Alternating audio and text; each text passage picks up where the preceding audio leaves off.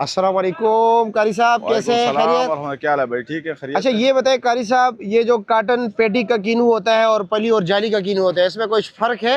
नहीं, इतना फर्क नहीं होता, ये सिर्फ पॉलिसी होता है, इस पे खर्चा आता है। अच्छा जी, इसलिए वो महंगा होता है। अच्छा, यानी कि सिर्फ बस ये धोया हुआ और है। ये इसमें जो है ना, ये पेटी में नरम नहीं होता है, काटन में नरम नहीं होता है। अच्छा जी। पली में ऊपर जोर आ जाता है, दब लग जाता है, इसीलिए ये इसका रेट थोड़ा बेहतर थोड़ा होता है। थोड़ा थोड़ा ज्यादा अच्छा, होता है ये उससे। कितने दाने पेटी वाला? ये 64 दाने है जी। ये 64 दाने है। ये और इसका 64 रेट दाना क्या है, है? ये 1100 रुपए का है। ये 1100 रुपए का है। और ये कितने दाने? और ये 42 दाना है। अच्छा जी, ये मोटा साइज है सारा। जी जी।